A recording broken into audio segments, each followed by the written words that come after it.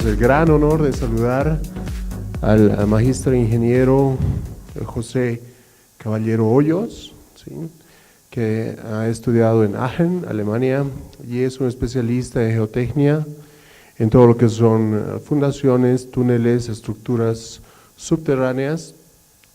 Es un gran honor tenerte aquí. Esperamos pronto saludarte también como parte de nuestro plantel docente. ¿Sí? Damos la bienvenida con un aplauso y estamos ávidos de conocimiento. Gracias. Bueno, buenas noches. Agradezco la invitación de la UPB un poco para mostrar los trabajos que involucran la palabra geotecnia, que es una especialidad que se halla muy ligada a todas las especialidades y a todo lo que tiene que ver con la ingeniería civil básicamente y con lo que es la ingeniería geológica. Vamos a dividir en dos partes la charla.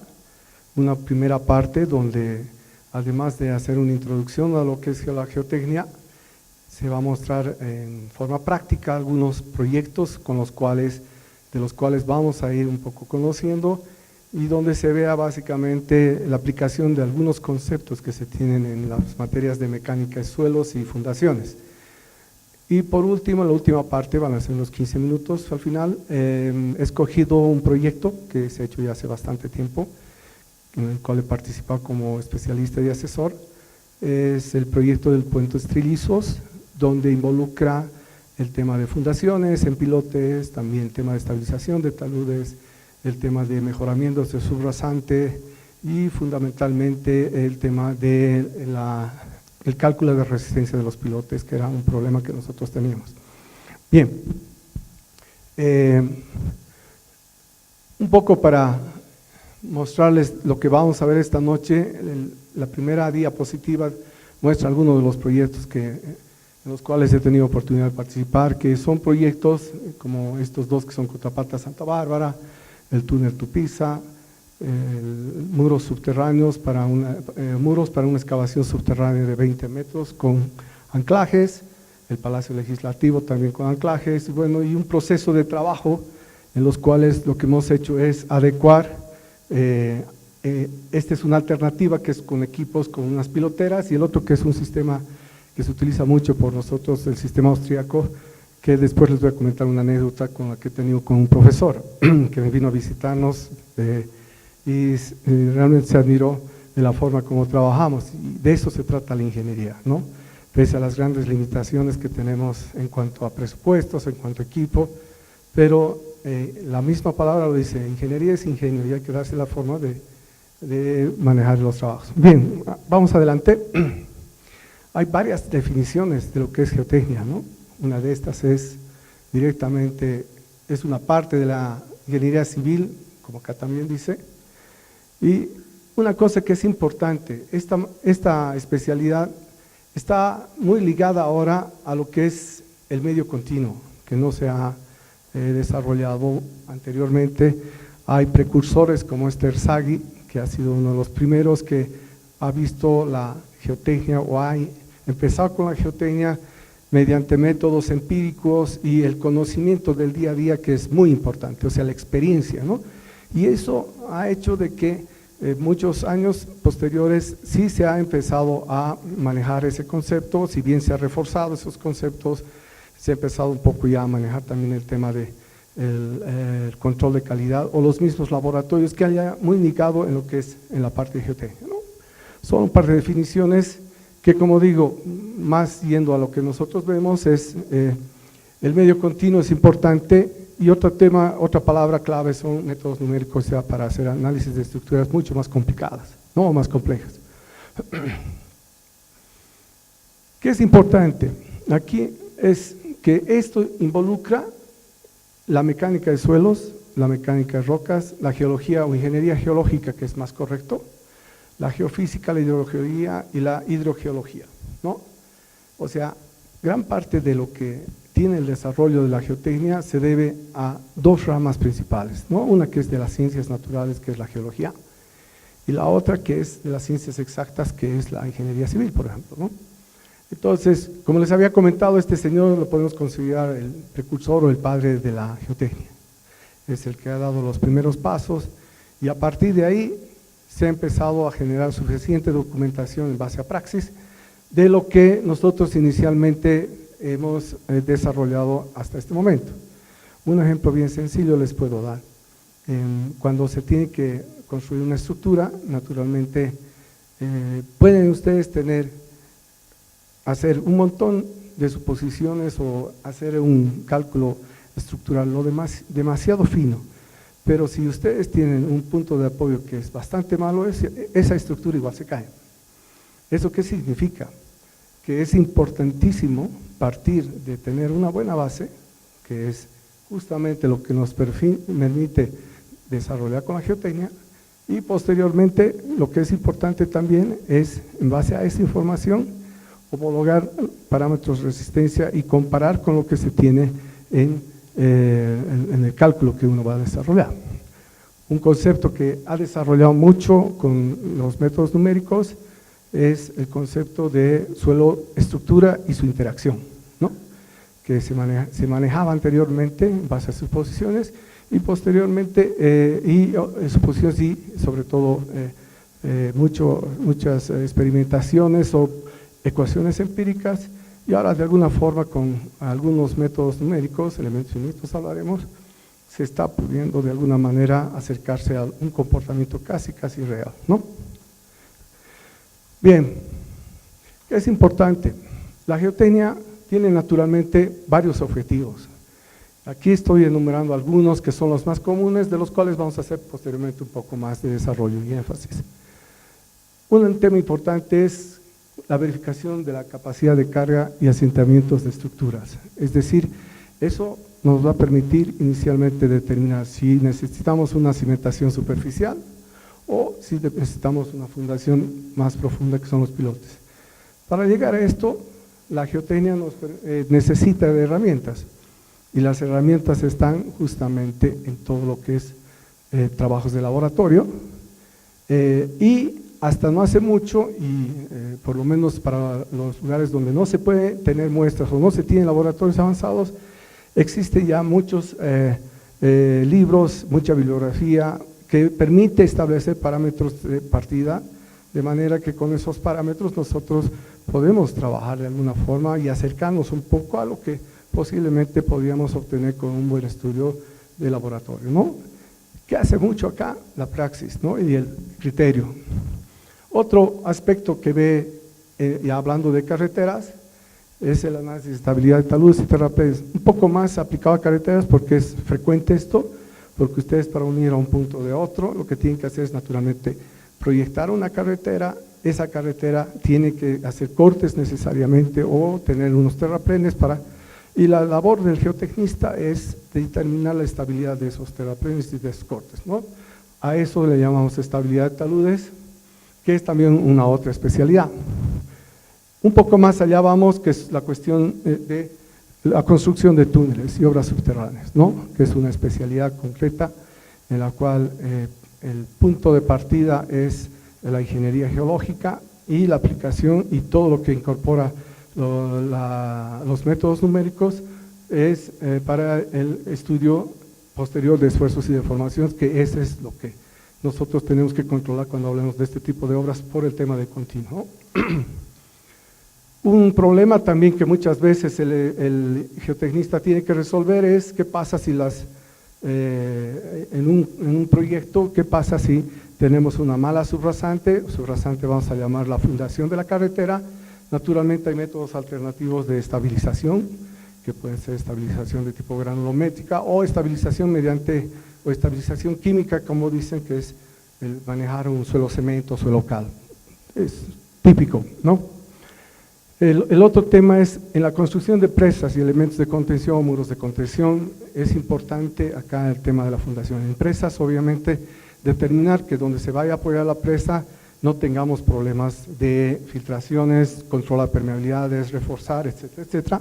Y en los elementos de contención, determinar cuál es la estructura más competente para un determinado tipo de carga, ¿no? Bien, Otra cosa que es muy interesante, vamos a ver un par de ejemplos acá, son las excavaciones subterráneas. Lo mismo que decir excavaciones profundas, es muchas veces cuando hay grandes obras necesario preparar el espacio donde se va a construir un edificio, dejarlo limpio, y eso significa naturalmente que tenemos que entrar 4, 5, 6 sótanos. Entonces, el sistema de excavación es naturalmente complicado, implica muchos riesgos en el tema de seguridad. A eso hay que sumarle que normalmente cuando ustedes tienen un emplazamiento, tienen edificios o tienen obras contiguas que pueden ser afectadas por una excavación que no sea controlada. La forma de controlar es naturalmente pensando en un refuerzo adicional al momento de la construcción o hablar de un proceso constructivo por etapas, ¿no? Que significa tener un elemento que nos va a trabajar pensando en la forma de hacer la excavación de arriba hacia abajo y un elemento que nos va a permitir garantizar esta seguridad, ¿no? Mejoramiento y estabilización de suelos, lo hemos dicho. Un otro tema que es interesante para los geotecnistas es la remediación o recalce.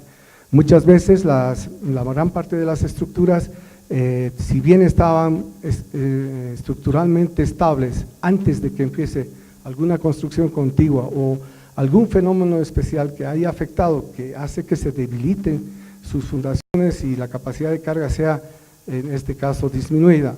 Ejemplo, no es lo mismo tener una estructura que esté con el continuo, que es lo que normalmente se desarrolla la teoría, donde cuando esa estructura la apoyamos, la resistencia que va a tener el suelo, o lo que se calcula como capacidad de carga que se llama, naturalmente no va a estar afectada, a menos que, si ustedes en ese equilibrio que tienen, hacen un hueco, ¿sí? Excavan un hueco, entonces ese confinamiento inicial que tenía, que proporcionaba una cierta garantía de la capacidad de carga, viene disminuida. Entonces, ¿qué hay que hacer en ese caso? Estudiar las condiciones de construcción de manera de que no afectemos a las estructuras aledañas, ¿no? Y ahí va, cuando ocurre eso, naturalmente hay formas de remediar, hay formas de establecer ya, cuando hay daños, ese daño se lo puede mejorar, sí, naturalmente, son procesos con micropilotes, por ejemplo, pueden ser inyecciones de suelos que permite restablecer esa capacidad de carga, ¿no? Si hay algún término que no lo entiende, háganmelo saber para que les explique un poco, por favor. Y una cosa que también un geotecnista puede hacerlo muy bien, está en el tema de diseño de pavimentos. Puede ser pavimentos rígidos, pavimentos flexibles, y más está en el tema de mejoramiento de subrasante, que es la fundación de cualquier carretera. Es muy probable que en las carreteras no tengamos la subrasante o la cimentación de muy buena calidad y no tenemos, por ejemplo, áridos, el caso concreto que es el norte de nuestro país, Beni, Pando y lugar, allá no hay áridos, o si hay, estamos hablando que tenemos que recorrer 40, 50 kilómetros de distancia y eso hace que exista una adición o un costo que es de acarreo que naturalmente influye muchísimo en el proyecto. Entonces hay otros sistemas y esos sistemas lo estudia el geotecnista, es decir, en este tema nosotros podemos hacer una estabilización de suelos, estabilización química, estabilización granulométrica, si hablamos de química podemos decir suelos con cal, suelos con cemento, entonces hay diversas formas de establecer sobre todo cuál va a ser el método mejor o más recomendado para ese recalce. Bien, esto es interesante, lo encontré en una página de internet y un poco establece cuál es la relación entre un ingeniero civil y un geólogo y su participación como ingeniero geotecnista. Hay mucha confusión.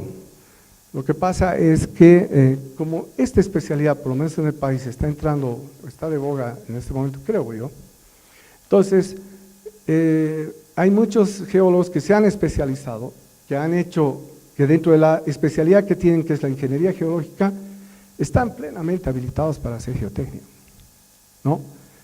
Y los ingenieros civiles sí tienen como especialidad geotecnista, es decir, toda la parte matemática y toda la parte de ingeniería es suficiente y es necesaria para hablar de que pueden directamente especializarse como ingenieros geotecnistas. En este caso, ¿qué tiene que tener el ingeniero geotecnista o cuál es su función? Tenemos control de fluidos, estructuras, mejoramiento de estructuras o estructuras subterráneas, caso de túneles.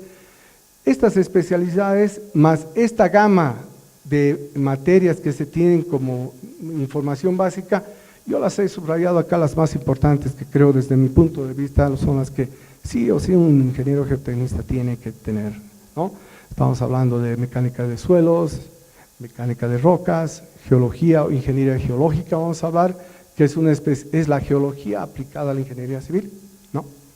Mecánica de medio continuo es bien importante, como les comentaba, el análisis numérico, y dentro de esto estamos hablando que es todo lo que se relaciona a lo que es exploración de subsuelo. O sea, el punto de partida, si bien es yo creo que si no el más importante, es bastante concluyente, ¿no? Y muchas veces por limitación de presupuesto no se diferencia que una estructura, un muro o una excavación profunda tiene ¿cómo decirles?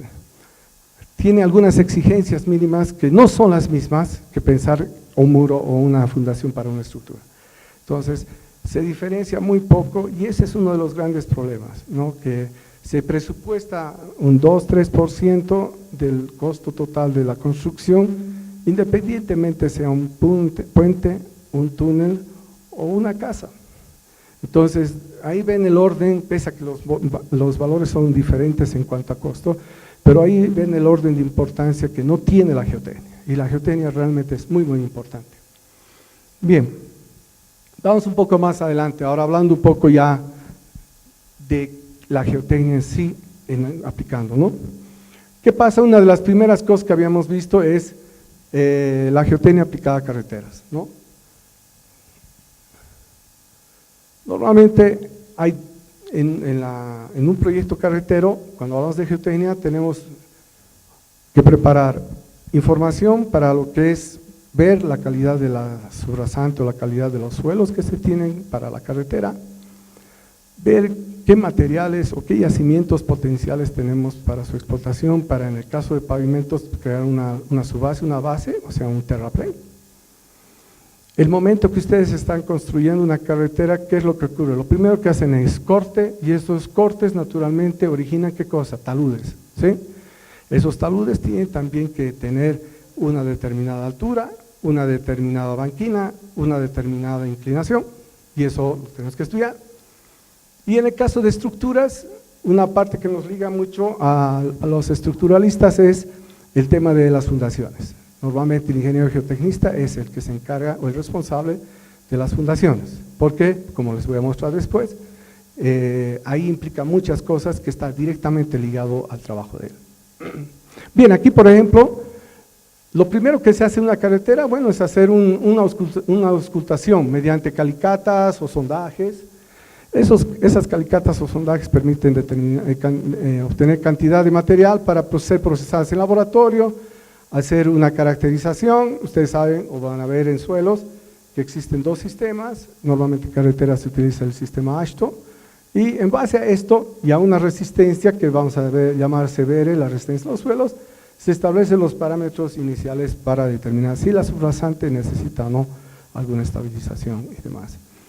Para tener esto, naturalmente lo que se hace es, una vez auscultado en forma inicial, se determinan agrupaciones, esas agrupaciones se las analiza y de ahí salen grupos, y de esos grupos incidentes son los que nosotros tomamos como referencia. ¿A qué me refiero? Si tenemos una predominancia de suelos A2-4, que son suelos granulares, ¿no? Finos, no plásticos, ¿sí? Entonces, es muy buen suelo, pero puede ser que tengamos suelos A7, que son arcillas, A6, que son limos, o son limos, A4 limos, perdón, ¿no? Entonces, que no son suelos que tienen las mismas condiciones que los materiales granulares. Sin embargo, ustedes no pueden agarrar, decir, 50 metros voy a hacer este tipo de pavimento, en los siguientes 200 metros voy a hacer otro tipo de pavimento, estamos hablando de espesores, en los siguientes 1000 metros, porque tengo otro suelo, voy a hacer eso, no. Por eso justamente se agrupan. Al agrupar, ¿qué es lo que hacemos? Establecemos un punto de partida, es decir, vamos a tomar como referencia este CBR, que es el predominante, esta resistencia que es predominante, y con ese valor, en lugares donde tengamos por arriba, bienvenido. Pero en lugares donde tengamos problemas de resistencias menores, ¿qué hacemos? Mejoramos, optimizamos y o de alguna manera hay posibilidades mediante, por ejemplo, una estabilización, ¿no? Eso es un primer paso. Normalmente una planilla inicial tiene estas características, ¿no? Granulometría, que es determinar ensayos de caracterización. Nuevamente vamos a hablar de suelos, tenemos 3 tipos de ensayos: caracterización, resistencia y deformabilidad, ¿no? La caracterización se ve acá con la clasificación y la agrupación que podemos tener. La resistencia nos va a decir cuánto ese suelo tiene como capacidad portante, si es buena o es mala. Y la deformabilidad es lógico, ¿no? Dentro de la teoría lineal podemos establecer asentamientos, en el caso, digamos, de estructuras sencillas, o si vamos un poco más allá, si tenemos arcillas, si construimos arcillas, ya entramos con el tema de asentamientos por preconsolidación o por consolidación, que es otro tema que seguramente cuando vean suelos o cuando tengan esa materia van a poder ver, pero no nos complicaremos. Es un primer punto de partida. Normalmente lo que se hace es hacer un análisis estadístico para ver predominancias, ¿no? Entonces se dice un tramo, el otro tramo, qué tipos de suelos predominantes hay. Y una vez que se han agrupado, lo que se hace es determinar valores de resistencia. Y existen normas de diseño. Una de estas, por ejemplo, para determinar, según el pavimento se llama el número de ejes equivalentes, es decir, ustedes van a proyectar un tráfico y ese tráfico que lo han proyectado puede ser a 10 o 20 años, va a decir aquí vamos a establecer un eje patrón y ese eje patrón va a ser el que nos va a decir cuántos ejes equivalentes tenemos. Ahí entran 10 tipos de movilidades, camiones, vagonetas, etcétera, etcétera. Se hace una sumatoria y determinamos un valor que es este. Si estamos entre estos valores, naturalmente para determinar la resistencia vamos a ir a estos porcentajes. Es decir, si yo tengo más de 1 millón de ejes equivalentes, que no es mucho, no es muy importante, puede ser grande, ¿sí? Entonces vamos a utilizar un 87.5 percentil y de esa manera determinamos para ese tramo, bajo esas características tenemos ese valor de resistencia. Otra cosa que es importante, como les digo, tenemos que, si esta es la carretera, tenemos que determinar puntos donde vamos a tener lugares de bancos de préstamo. Aquí se diferencia 2 cosas, uno que son yacimientos de materiales y otros que son los bancos de préstamo. Bancos de préstamo, vamos a hablar directamente de lo que son agregados para hormigones, por ejemplo, ¿no? Que tienen su forma de controlar. Y los bancos o los yacimientos de materiales que son cantidades masivas que nos van a servir para construir los terraplenes. Bien, en cada banco de préstamo, por ejemplo ¿qué es lo primero que hacemos? Una identificación en magnitud, la potencia que se llama del yacimiento. Es decir, cuánto nosotros podemos aprovechar de ese yacimiento. En base a eso, hacemos los ensayos. Hay algunos ensayos que son bastante importantes en cuanto a determinar la calidad del yacimiento. Hay una prueba que se llama un desgaste Los Ángeles, que es una prueba de resistencia que se da al agregado, ¿no? Y tiene sus valores mínimos, que es por ejemplo, 20%, que es bastante bueno el agregado. Encima de 50, no es que sea malo, pero no es apto para esto, por ejemplo, ¿no? Entonces, de ahí determinamos, este banco nos va a servir, o este banco lo desechamos, o lo podemos hacer para terraplén, ¿no es cierto? Lo mismo se hace con los 4 o 5 bancos que se tienen. Otra cosa que es importante cuando se hace un proyecto es determinar sectores de riesgo, es decir, por ejemplo, es famoso, y le estoy hablando de este proyecto, Unduabi, Florida. Unduabi, ustedes saben que o ir a Chulumani o ir a Caranavi son realmente, es un lindo proyecto, ¿no? He tenido la suerte de participar en los dos, sobre todo el de Caranavi porque estaba encargado en el tema de los túneles. ¿qué es lo interesante de acá? Lo interesante es que se determinan esos puntos críticos y vamos a decir, en este punto, por ejemplo, hemos encontrado que hay un problema de deslizamiento, aquí tenemos rocas que están buzando en sentido desfavorable, entonces se identifica a priori cuáles van a ser los problemas, se los identifica, se hace un control y se dice, bueno, aquí vamos a tener problemas, entonces hay que tener cuidado con el sector, ¿no? Bien, una vez que esté establecido, por ejemplo, en un talud o una carretera que se tiene acá, y tenemos zonas donde va a ser potencialmente deslizable porque al ampliar la vía que se está, vamos a tener que hacer cortes masivos, ¿no es cierto? O este caso. Entonces, ¿qué es lo que, perdón, la vía está acá. Entonces, ¿qué es lo que pasa? Tenemos que dar recetas de cortes tipo, haciendo cálculos obviamente, ¿no? De manera de que vamos a tener taludes que vamos a elevar estables. Estos taludes se hace una planilla posterior de los volúmenes de excavación y se establece, o los volúmenes de corte, se establece un primer control y la forma de representarlos son estos. Por ejemplo, esta sección que ven acá, tenemos este corte, tenemos estos de acá que son las banquinas, que son estos sectores que yo le llamo más que banquinas fusibles. ¿Por qué? Porque cuando hay un problema de deslizamiento, cualquier problema de deslizamiento que pueda haber, lo primero que van a tener son unas grietas, y estas son las famosas grietas de tracción. ¿Ah? Para eso, ¿qué se necesita? Obviamente una planilla para hacer un diagnóstico, donde se referencia todo lo que se tiene del talud, alturas, o sea, los valores geométricos, hacer un estimado de si es un problema de erosión, deslizamiento, se da una gravedad al problema y alguna recomendación preliminar. De acá sale esta planilla que es un resumen. Eso nos permite tener una auditoría de manera de que cuando hay un problema ya sabemos de qué se trata y de cómo se lo puede atacar. ¿Cuándo sabemos y cómo sabemos si un talud es o no estable? Entonces, dentro de los procesos de análisis de estabilidad, nosotros lo que fabricamos acá, estamos hablando de una fase de diseño, tenemos que establecer alguna herramienta que permita a priori determinar si ese talud o a qué altura o a qué ángulo tiene que tener, va a ser o no estable. Entonces se fabrican estos diseños de corzo, yo le llamo diseños de sensibilidad, donde vamos a tener un factor de seguridad y la altura de corte, considerando, por ejemplo, esta es una roca que está buzando en forma desfavorable, y lo que significa es que yo puedo aplicar dos criterios, ¿no?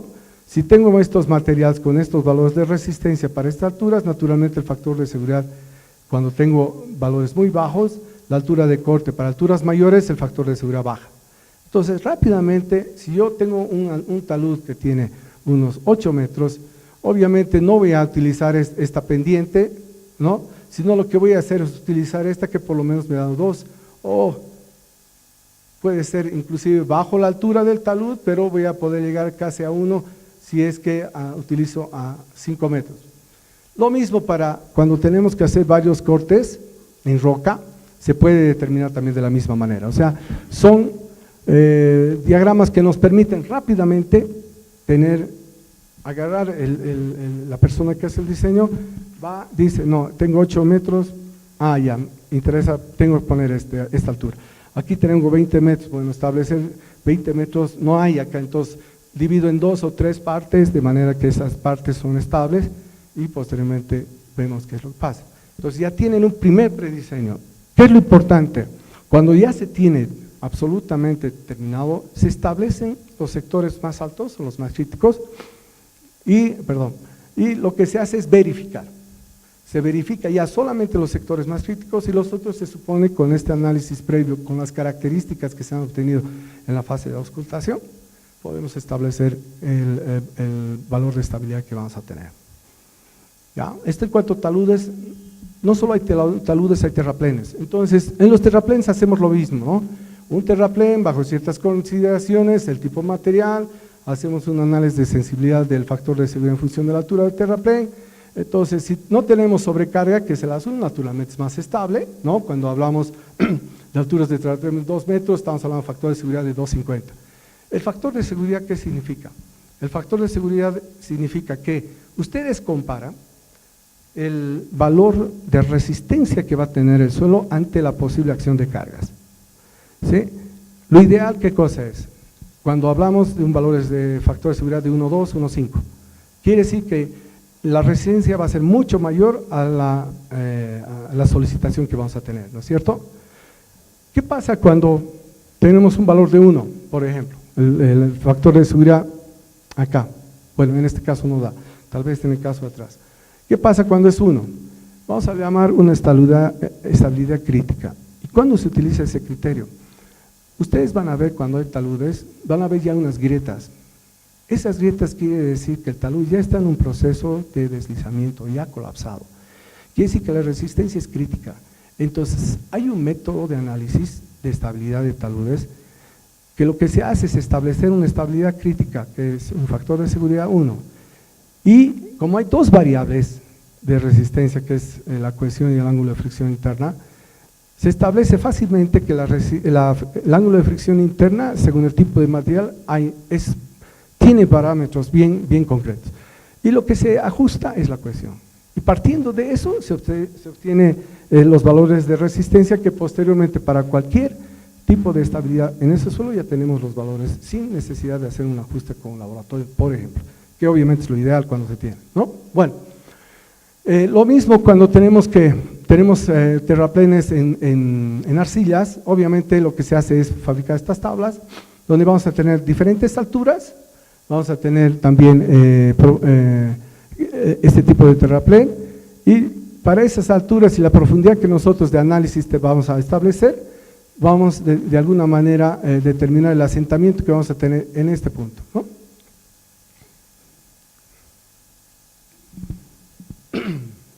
Bien, ya adelantándome un poco a lo que vamos a ver después, ¿qué pasa si tenemos estructuras y tenemos que fundar, por ejemplo, un puente? Se hacen unos sondajes que normalmente llegan a los 20, 30 metros, dependiendo la importancia de la estructura, donde esos sondajes se registran y se determinan parámetros, en el caso de rocas, recuperación, ¿no? Que ese es un valor importantísimo. El laboratorio y aplicando algunos criterios de resistencia se obtienen otros parámetros, parámetros de resistencia, y lo que nos permite es posteriormente, en algunos casos, determinar para este tipo de puentes, ver bajo diferentes criterios y métodos, en este caso en rocas, cuál va a ser la resistencia última y cuál va a ser el valor admisible de carga que puede tener esa roca, ¿no? Entonces, ¿qué es lo importante acá? Si tenemos un valor de esta magnitud, lo que hacemos es comparar la carga que vamos a transmitir con esto, comparamos con lo que se va a transmitir, y si tiene una relación mayor a 1 o 1 a 1, está perfecto, no va a haber problemas, ¿sí? Bien, en esta fase obviamente tenemos calicatas, tenemos que ver taludes, estamos hablando de carreteras, tenemos un laboratorio, este es el ensayo de CBR, tenemos que analizar estos deslizamientos, que podemos hablar de puntos críticos, y tenemos la prospección mediante sondajes o calicatas, ¿no? Un otro criterio es, ¿qué pasa? Fundaciones he puesto para puentes, pero también podemos hablar de estructuras donde, en el caso de, este es el Palacio Legislativo, que es una pilotera, vamos a hacer pilotes. Hay que evaluar también para estructuras. Aquí en La Paz no se estila mucho los pilotes porque tenemos suelos bastante nobles, ¿no? Salvo en las laderas, que ya les voy a comentar cuando veamos el tema de los trillizos. Bien, lo mismo se obtiene una planilla inicial de auscultación, sus parámetros que se obtienen en el laboratorio, y lo que se hace son los perfiles. Estos perfiles que ven ustedes en base a sondajes, y una primera aproximación son estos que son los perfiles de correlación, es decir, correlacionamos los datos que hemos obtenido con este, y así sucesivamente, y vamos viendo o dibujamos, vamos a tener este perfil aproximado. ¿Qué es importante en esto? Es importante que al correlacionar podemos tener niveles aproximados de fundación, podemos tener suelos más blandos como en este caso, y obviamente al recomendar podemos tomar como referencia este lugar para poder nosotros posteriormente pensar en una fundación. Cuando hablamos de suelos, Esta es una ecuación famosa de capacidad de carga, que es muy fácil de determinar el valor, estos valores de C y el ángulo de fricción interna para determinados factores de carga, nos permite establecer a priori una primera aproximación. Hay otro método que es mucho más sencillo, que es el método del SPT, por ejemplo, o el ensayo de penetración estándar, que para mí es un método que permite tener inicialmente una idea de resistencia, ¿no? Hay que calibrarlo, hay varios métodos, el cono holandés y otros que son similares, que sirven para tener una primera información de prediseño. Pero lo lógico es, perdón, es optar por obtener los valores de resistencia en laboratorio. Con esos datos, ¿qué es lo que hacemos? En esta planilla determinamos la capacidad de carga en función de la limitación de un asentamiento que podemos tener, la tendencia, la verificación directamente con diferentes métodos que tenemos acá, y el ensayo de penetración estándar lo ajustamos, determinamos el ángulo de fricción interna probable y el valor de correlación para el modo de formalidad. Al final, con todos estos datos determinados, llegamos, y acá que esto es lo más importante, mi suelo pueda resistir 300 kilopascales. ¿Qué es eso? Son 3 kilos centímetros cuadrados, ¿no? ¿De dónde sale eso? Aquí está, un método, otro método. Sencillo, ¿en función de qué? De la capacidad de carga. Naturalmente el laboratorio permite hacer lo mismo, ¿no? Una vez que en laboratorio hemos hecho ya las pruebas, ahí está esta planilla, que es, esto conocen, que es el valor de los bulbos de resistencia. Estos son los parámetros importantes que se obtienen en el laboratorio de resistencia. La deformabilidad la ajustamos con número de golpes, ¿no? Y con estos valores, utilizando esa ecuación que hemos visto anteriormente, vamos a tener una gama de opciones. Es lo que le comentaba a Marcelo, que ahora sí podemos hacer bastantes iteraciones, juegos con los programas de computación, que son para eso. O sea, para tener mayores posibilidades de análisis. O sea, dan al ingeniero una herramienta, no hace toda la computadora, da una herramienta para poder hacer diferentes consideraciones y con esas consideraciones establecer a priori si esto sí puede ser el valor que más se ajusta a lo que nosotros estamos buscando, ¿no? Entonces, hay que tener mucho cuidado con el software, hay que tener mucho cuidado con los programas, porque necesitan una base y esa base es conocimiento que se la llegan o la ven ustedes en la universidad. Bien, en el caso de rocas es lo mismo, tenemos aquí un puente con está fundado en rocas, hay parámetros que se obtienen según el criterio que se utilice, el criterio no lineal que es de Hookey-Brown, o el criterio de Moore-Coulomb que también se utiliza en suelos, que es lineal, ¿no?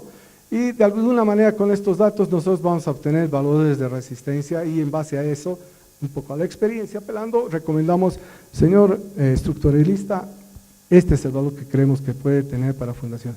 El estructuralista ve si el valor que va a transmitir es mayor, entonces dice no, o hago fundaciones con pilotes o tengo que hacer una mayor sección de cimentación.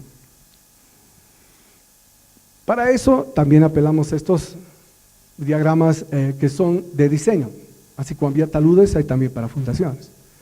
En el caso de pilotes, ¿qué es lo que pasa? Aquí tenemos diferentes criterios y estos criterios se diferencian uno de otro, aquí no está muy claro, de los valores de factor de seguridad que les vamos a dar. Entonces, tenemos un valor último y uno admisible, ¿no? Aquí hacemos jugar la capacidad de carga en función del ancho del pilote, cuando tiene fuste solamente y no tiene pie de elefante que le vamos a llamar, y cuando tiene elefante esto. Entonces, ¿qué me permite hacer esto?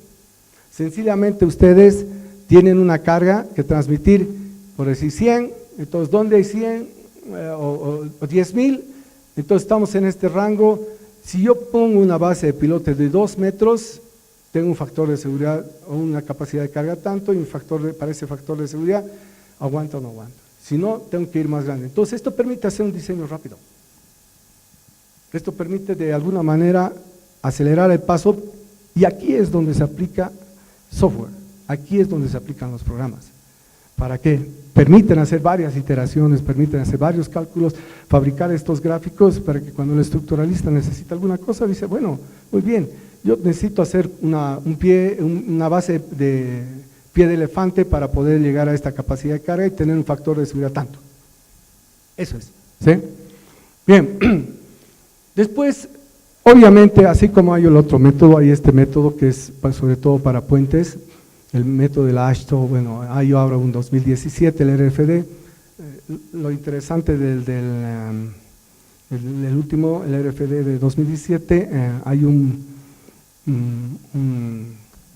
proyecto que vimos en Trinidad y Tobago, donde ustedes saben que ahí hay problemas de sismo, zona sísmica, y el gran problema que tienen ahí es la licuefacción o licuación que llaman. Entonces, ¿qué pasa con los pilotes en ese caso? ¿No? Hay unos determinados tipos de materiales que se tienen que son susceptibles a ese proceso. Si ustedes tienen su estrato, lo que se hace es tomar dos estados. Uno, estado normal, que es cuando no hay ese problema, y dos, ¿qué pasa cuando hay ese problema? Cuando hay ese problema, naturalmente las resistencias de esos estratos son prácticamente cero. Y ustedes saben que pilotes, la resistencia, ustedes la toman por fusta, este es el pilote por ejemplo, tienen este fuste, es un valor de resistencia y el otro es de punta. Y en esos estratos ustedes le ponen cero y las condiciones de resistencia son mucho menores, ¿no? Entonces, eso permite el software, ¿no? Eso permite emular. Y la norma, la AASHTO RFD la tiene en forma muy simpática esa parte. Bueno, aquí es sencillamente una planilla que da el aporte por fricción, el aporte por punta. Aquí son suelos granulares, naturalmente tienen valores más importantes. ¿A qué conduce esto? Que tenemos un valores de profundidad y la capacidad de carga. Entonces, con este diagrama que tiene la parte de aporte por punta, por fricción y la total, comparamos con lo que nosotros tenemos que transmitir y decimos, bueno, a esa profundidad aguanta mi estructura, entonces necesito un pilote por lo menos de 12 o de 14 metros, ¿no? Con siguiente verificación posterior. El método de la FHBAA también hace lo mismo, pero y aquí toma en cuenta los valores de laboratorio. En el otro, con el número de golpes que se obtienen al hacer los sondajes, se puede realizar ese análisis. Aquí ya con valores de laboratorio, se han sacado de la muestra de laboratorio, de la misma manera vamos a tener un aporte de la capacidad de carga, se compara la capacidad de carga admisible con la carga que van a transmitir, está ok, porque es mucho mayor. Inclusive hay, mediante el método que tiene el programa, les calcula un asentamiento probable, ¿no? Este es la teoría, un aporte por punto, un aporte por fricción, es la capacidad última, la forma que calculamos en arenas, arcillas, cada uno de los componentes. Este diagrama es interesante, nos muestra la tendencia de la resistencia por punta, la tendencia por fricción, ¿sí? Y la resistencia total es esta. En el caso de la FHBAA también es posible, la gráfica que habíamos obtenido por la AASHTO, es posible también obtenerla, ¿no? La capacidad de carga en función de profundidad, que nos permite decir a 20 metros yo puedo tener una capacidad de 4.000 kilonewtons, por ejemplo, ¿sí? Bien, esto es su formulario, ¿no? Inclusive hay una posibilidad de hacer una verificación en el tema de análisis horizontal. ¿Por qué?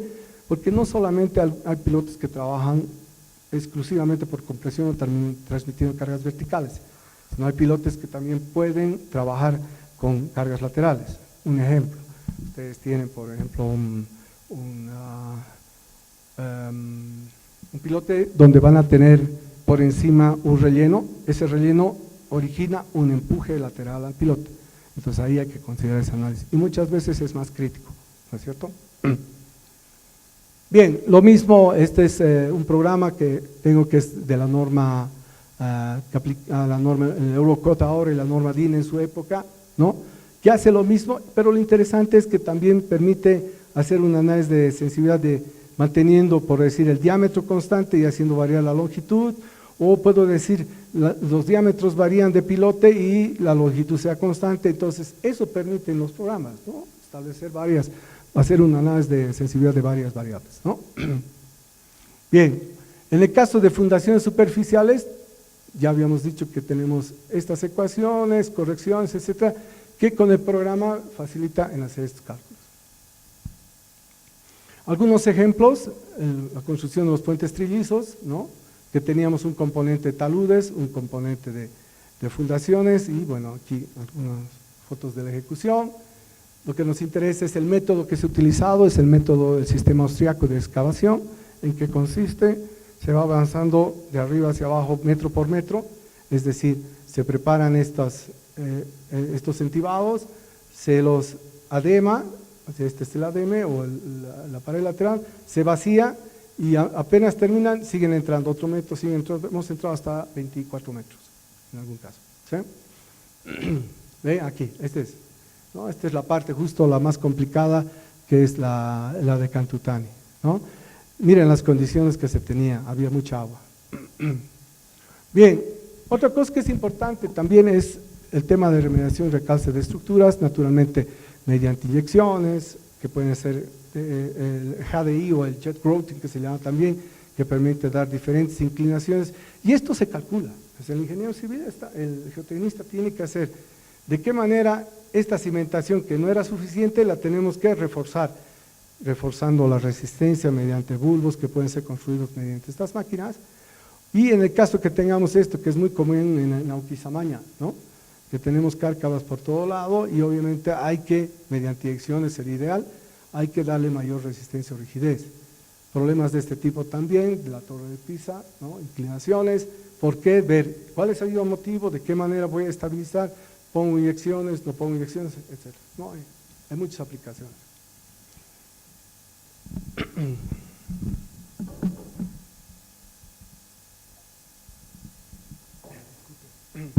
Bien, ya yendo a la aplicación en carreteras, hablando de taludes, obviamente ustedes conocen muy bien qué pasa con el problema, aquí es estabilidad, determinar cuán estables son los cortes. Hay muchos programas, hay software de todo tipo, estos son tal vez los más interesantes que yo los he utilizado para el tema de suelos y para el tema de rocas, el caso de cuñas en rocas, ¿no? Este es un programa que nos permite determinar los valores de resistencia, ¿no? En base a, en caso de rocas, la resistencia a compresión no confinada. Lo mismo se hace, lo primero que se hace es un diagnóstico de ver este talud, tiene este tipo de roca, o si tiene suelo, o tiene ambos, un diagnóstico, qué recomendaciones y aproximadamente parámetros que nos permitan después seguir adelante, ¿no? En el caso de taludes en roca o en suelos, sobre todo en roca, tenemos un concepto que es SMR, que nos permite establecer, en el caso de rocas también, qué tipo de falla vamos a tener, naturalmente es importante.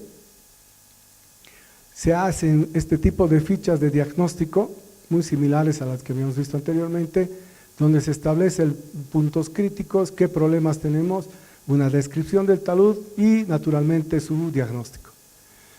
Aquí ya entra el geólogo.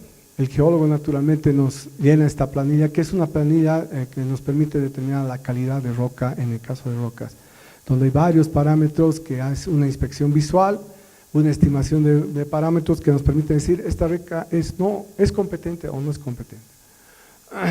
Y de ahí vienen ya análisis para ver si la roca falla por plano, falla por cuña o puede ser una falla tipo superficial que le podemos asumir circular. Hablamos de una estabilidad cinemática mediante estos estereogramas, esto cuando vean rocas seguramente lo van a poder observar con más detalle. ¿Qué es lo importante? Lo que se hace es se mapea, se ve, tiene esta inclinación, se mide esta inclinación mediante un compás y de alguna forma se establecen los puntos probables por donde puede haber inestabilidad. Lo mismo que hemos hecho anteriormente, hacemos con taludes en suelo, hacemos en roca y establecemos una franja donde nosotros queremos que los puntos o las alturas o nuestros valores estén en eso, porque tenemos un factor de seguridad entre 1,5 y 2, ¿no? Es decir, para esta altura, que tengamos, para una altura de 8 metros en este caso, necesitamos tener pendientes de hasta 65 grados. Entonces, con esa pendiente, ese talud, en roca puede ser o en suelos, podemos decir que podemos tener a priori una estabilidad entre 1,5 y 2. Los sectores de riesgos que ya lo hemos explicado anteriormente son muy similares. Y este es un output de un programa donde hacemos un análisis de estabilidad de taludes. Primeramente, estos parámetros que se obtienen en el laboratorio, ¿sí? Tomando en cuenta que vamos a tomar una falla de tipo circular en suelos, se hace una discretización o una simulación de un tipo de roca, en este caso, o un coluvio, y naturalmente antes de que falle la roca va a fallar el coluvio, se establece un valor de factor de seguridad con su correspondiente análisis. Lo mismo se hace para los otros taludes. Es decir, es muy probable que este talud era así, ¿sí? Y lo que hemos establecido, qué cortes, qué componentes tiene que tener ese corte, banquinas, altura máxima de corte y pendientes para que sea estable, por ejemplo, ¿no? Lo mismo se hace en rocas con otro programa, ¿sí? Y lo interesante es que al final tenemos unas medidas de protección. Cuando hablamos de estabilidad de taludes, es importante pensar que un primer paso es realizar los cortes, un segundo paso es proteger esos cortes. Es decir, no sirve de mucho que ustedes corten, lo tengan estable. Ustedes saben que hay procesos de erosión debido al agua y erosión eólica, que si no establecen un sistema de protección para evitar de que se altere la cara del talud, naturalmente ese talud no va a ser estable. Entonces, partimos del principio de que además de establecer cortes estables, necesitan su protección, ¿sí? Muchas veces, como en este caso, es un ejemplo, es poner una malla, esa malla tiene unos pernos, y si tenemos bloques que pueden caer a la vía, obviamente esto ayuda no a estabilizar, es un sistema pasivo de estabilidad, ¿sí? No es un sistema activo, es un sistema de protección únicamente. Y si es necesario porque hay un problema de erosión fuerte, se pone un shotcrete encima, una protección de hormigón, con eso estamos protegiendo el bloque y estamos protegiendo también toda la cara del talud, ¿no? Este es un formato tipo, digamos, de una disposición de ese tipo. Aquí está mucho más claro, ¿no?, cómo funciona. Este era inicialmente el corte, ahora nosotros decimos esto es estable, pero además necesita una protección, normalmente en la parte de arriba, ¿no es cierto? Bien, por último, cuando se presentan los planos, naturalmente puede ser como en este caso, que vamos a realizar un corte, pero necesitamos poner una estructura que nos ayude a equilibrar el deslizamiento que podemos originar. Normalmente muros estamos hablando en suelos. ¿Cuál es el problema? Bueno, hay un criterio que dicen, bueno, este es nada más una fuerza adicional horizontal que le estamos dando a que estabilice todo el momento que trata de deslizar con el muro. Pero en realidad lo que hacemos es establecer que el círculo de falla, por ejemplo, de este que podría venir hasta acá abajo sin el muro, le estamos limitando la altura al poner el muro. Entonces, al limitar la altura que tiene el muro, naturalmente el factor de seguridad va a ser mayor, ¿no es cierto?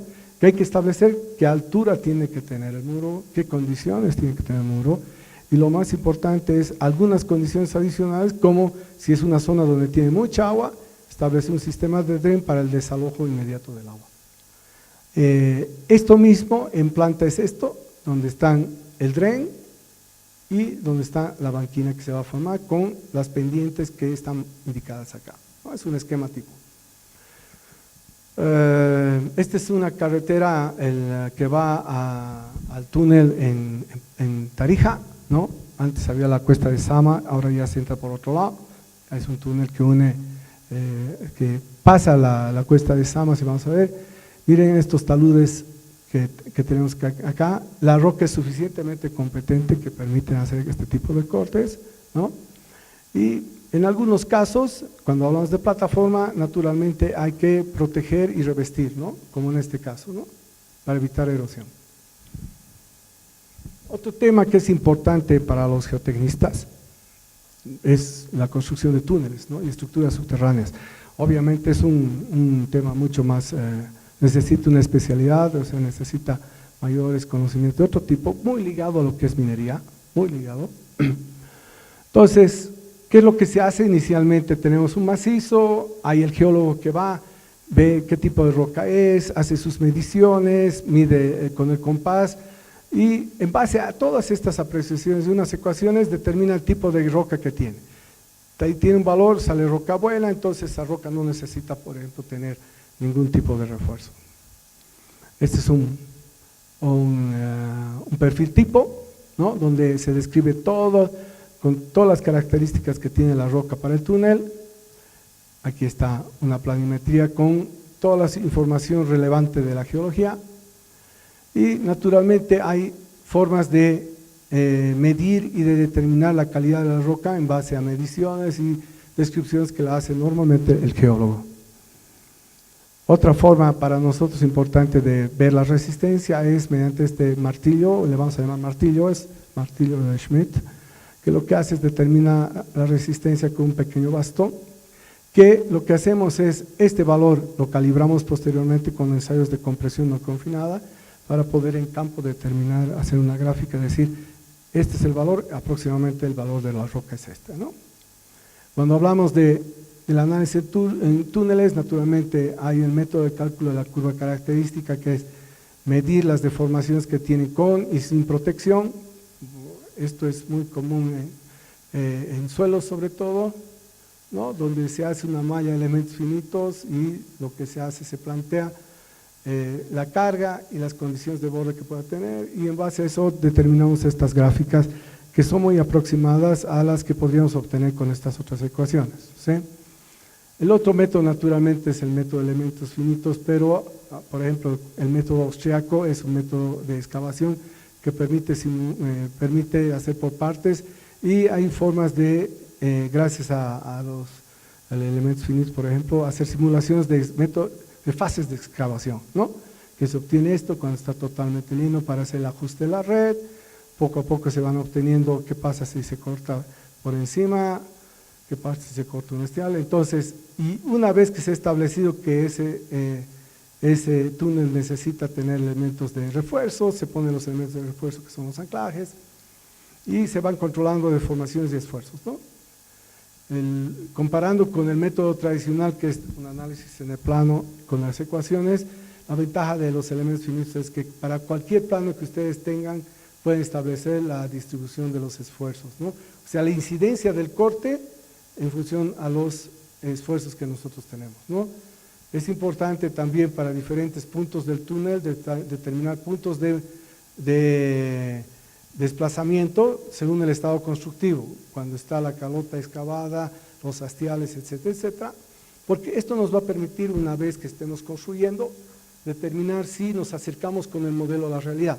O sea, se ponen unos espejos para hacer una medición de convergencia, y esos puntos naturalmente vamos midiendo, y si nos acercamos a esta convergencia, quiere decir que nuestro modelo ha estado bastante bien ajustado. Esta es una información que se tiene para todo el túnel. Naturalmente tenemos planos, esos planos necesitan que nos muestre el tipo de cercha, el tipo de anclajes, etcétera, etcétera. Y muchas veces, como en el túnel, los cajones aquí en los Yungas, teníamos un gran problema, que era el problema de sobreexcavación, ¿sí? Esta era la sobreexcavación que había. Entonces, ¿qué hacemos con esto? Lo que se hace es, hay varios sistemas, ¿no? Que es básicamente rellenar, si quieren, con bolsas de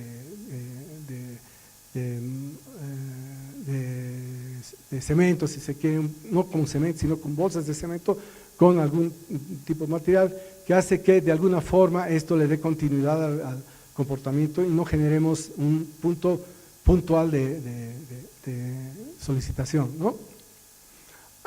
Bien, en el caso de emboques, los emboques son los ingresos a los túneles. Ya hay otro problema, que además del emboque tenemos la estabilidad lateral de los taludes, ¿no?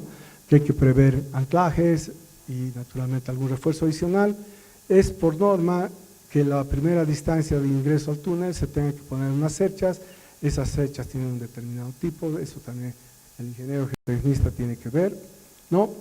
Y lo mismo en algún en la salida de algún de un túnel. Por ejemplo, este es el lado Caranavi, que debe ser uno de los tres cajones, que necesitaba una estructura adicional, que es una estructura de concreto, por ejemplo, ¿no? Es como un arco, ¿no? Su armadura, y algunas fotografías del ingreso al túnel Santa Bárbara, el proceso de inyección, los taludes con los anclajes.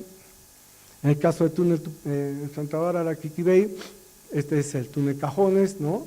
Este es el de Canallata, que tenía un acceso más pequeño, que era un túnel de escape, ¿no? El proceso constructivo. Este es el túnel Tupiza, donde naturalmente se iba haciendo con el sistema austriaco, y esto es lo que les decía, las cerchas que se van colocando en el principio. La particularidad de acá es que en la ventana teníamos En el ingreso teníamos esta ventana, ¿no? Y esa ventana, el problema era que teníamos que darle continuidad a todo lo que habíamos hecho, entonces se ha fabricado unas cerchas de este tipo para completar el túnel como si tuviera el macizo, ¿no? Bien, y por último, las excavaciones subterráneas, ya en el tema, en el caso de edificios, ¿no? Tenemos que hay estos sistemas que son mediante pilotes con anclajes, miren la altura importante, o este otro sistema que son paneles o losas con anclajes también. ¿En qué difiere uno y otro método? Nada más en el área de aporte, ¿no? O sea, el área de aporte o el área de resistencia que puede tener. Este es un ejemplo de hasta dónde tenemos que entrar, ¿sí? Si utilizamos el método tradicional de excavación, utilizando banquinas y taludes, ¿no? Se aprovecha solamente una parte y naturalmente de aquí se puede ir construyendo. Este es un método naturalmente, ¿no? Y lo que se hace es hacer por cajones, o sea, uno sí, uno no. Se empieza con esto y se va construyendo paralelamente hasta se hace el análisis para cada estado constructivo, ¿no? De estabilidad, hasta llegar aquí abajo que sería el punto final, y naturalmente también se hace su verificación. Este es el método tradicional, ¿no? Obviamente con los riesgos que implica y demás. Si utilizamos anclajes y utilizamos pilotes como en este caso, naturalmente la cosa cambia, porque si hacemos el método constructivo, el método austriaco, que vamos metro por metro, llegamos a esta profundidad, ¿sí? Y una vez que empezamos a excavar, llegamos a este nivel, colocamos el anclaje, llegamos a este nivel, colocamos el anclaje, y así sucesivamente, ¿no? Entre pilote y pilote, naturalmente hay que poner algo. Ese algo es una manta, y en algunos casos se pone una malla para ponerle shotcrete, porque no es lo que trabaja estructuralmente, sino el pilote. El cálculo se lo hace de esta manera, se simplifica el empuje por presencia de anclajes, se determinan zonas de falla y se calcula el factor de seguridad, ¿no? Esto es mediante un software también que se tiene. Este es por ejemplo el caso del Palacio Legislativo, ¿no? Y el otro sistema es este, mediante losas, ¿no? Losas que también tienen anclajes. ¿Qué es la ventaja de esto? Que naturalmente ya no hay necesidad de hacer ninguna obra adicional, ya tienen prácticamente acabado cuando se llega a excavar. Obviamente hay que hacer, por cada fila tenemos diferentes longitudes de anclaje, ¿no? Esto se hace calculando naturalmente una longitud total y cada uno de los anclajes o cada una de las placas tiene su propia armadura, tiene una pequeña cimentación, que esta cimentación no es la que normalmente la cimentación que podría tener cualquier muro, sino que es una cimentación de cierre, porque lo que trabaja es el muro anclado, ¿no? Bien, aquí están algunos procesos constructivos de una obra que recién se ha hecho aquí en La Paz, lo que les decía por partes, hacer las losas, los anclajes. Aquí está ya acabada prácticamente, eran 22 pisos que tenemos, el proceso de tesado de los anclajes, controles de los anclajes, ¿no? Y aquí está ya introduciéndose con esta máquina el anclaje, el posterior tesado y control, como vieron, aquí ya está haciéndose el control del tesado de los anclajes, ¿no? Bien, este es un pantallazo de todas las opciones que podemos nosotros tener como ingenieros geotecnistas para hacer la evaluación. Si desean, no sé cómo andamos de tiempo, podemos un par de minutos, si quieren descansamos, depende de ustedes. Yo tengo una presentación que es de los trilizos, o si quieren lo dejamos para en otra, depende de un poco qué es lo que digan ustedes.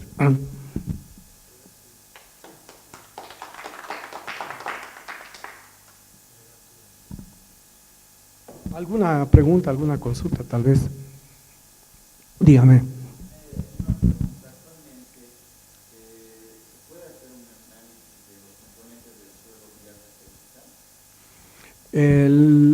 Lo que pasa es que el vía satelital es como cuando usted hace topografía con radar y demás cosas. Hay muchas variables que naturalmente cuando se hace topografía no se las toma. Siempre, si bien puede ser mediante vuelos, hacer una topografía preliminar, siempre tiene que haber un ajuste. Lo mismo podemos decir con suelos, y aquí con mayor razón. Cuando usted utiliza un método geofísico, por ejemplo, que podría ser algo similar, la geofísica le permite entrar a grandes profundidades sin que sea un método no destructivo de análisis. Pero ¿cuál es el problema? Usted puede tener una tendencia, puede tener un perfil, pero lo que no tiene usted son parámetros reales de resistencia, que como geotecnistas o como ingenieros civiles a nosotros nos interesan, ¿no? Entonces, siempre a eso, por ejemplo, cuando es interesante utilizar una tomografía o geofísica, usted tiene un puente, tiene que inicialmente como factibilidad ver los estratos que tiene por debajo, obviamente es mucho más barato, hace una corrida que va a tener dibujado todos los estratos por debajo del subsuelo. Y lo que se hace es inferir valores de resistencia para que usted pueda calcular o decir, mi piloto de fundación va a estar aproximadamente ahí, pero muy preliminar, ¿no? Lo lógico es hacer, una vez que tiene los perfiles, si yo ya he hecho un prediseño, cuando yo hago los sondajes, verifico o ajusto, ¿no? Pero no es lo más recomendable, digamos, ¿no? Como una primera prospección sirve, pero no es, digamos, algo tangible.